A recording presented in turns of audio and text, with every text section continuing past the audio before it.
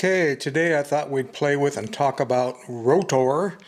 Now this is the Cragstan's version. Cragstan is just an importer, not a manufacturer, but it has the logo you can see embossed in the plastic there and on the back of the head here. This is your release for the battery door, and the two D cells go inside there. Now if you ever go to collect one of these, the biggest problem you're going to have with it is that, well, there's going to be a couple of problems you're going to have with it. All the gears inside it are plastic, and they're not nylon type or Durlon or anything like that. They're the same plastic that the robot's made out of. And the eyes, which rotate, well, they may not on yours, but originally rotated, actually were driven by a rubber band system, rubber band around the post, which then twist and go down to the same drive that drives the arm cams. And the rubber bands, as you may or may not know, tend to rot and decay. And in the case of this one, when I got it, the original rubber bands had decayed and fallen down, then decomposed on top of the plastic gears. All the plastic gears are on top in here.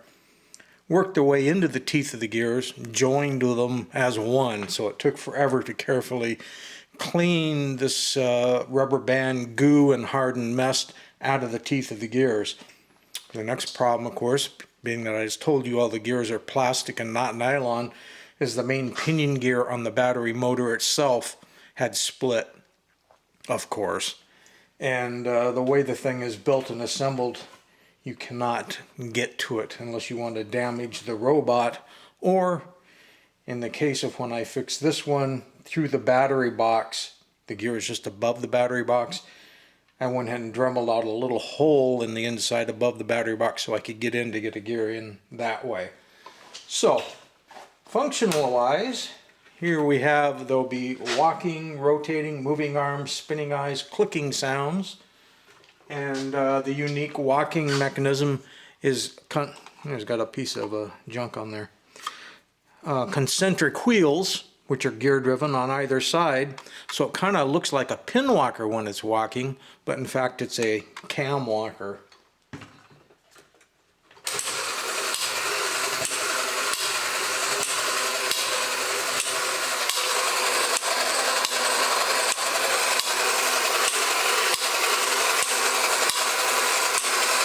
Trying to find a place where I can hold it where the camera can see the legs and everything.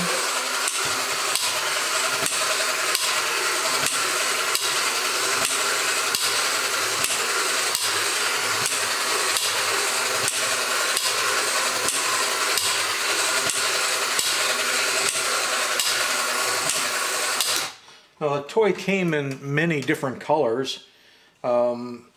This one, this dark blue color, that's what color this body was. The body plastic and the arm plastic are apparently slightly different plastics. Underneath this orange, for example, when they had to take the top off to get in to replace the rubber band drive and everything, where the sunlight and heat hadn't gotten to it, you could see the original color of the plastic. Well, even on the inside of the parts, when they had it apart, it's a darker blue. So it's kind of turned a turquoise type color on the body, whereas originally it was pretty much all this darker blue color, this particular version.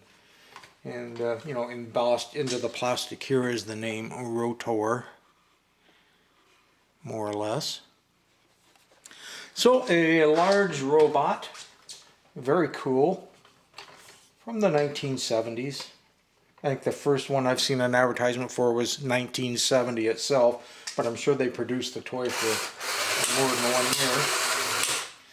Another thing you have to be careful with on these, I'm trying to stop it when both feet are pretty much flat, there we go, is inside these arms, if you have an arm that isn't working, you can pop this cap off, take a screw out, then you can lift the arm off, then you'll see the little cam that's spinning back in here, which makes the arm move. And the cam, of course, is the same type plastic, so it's not unusual, since there's nothing to stop a kid from grabbing this arm and moving it, or holding that while it's turned on and snapping that little plastic cam.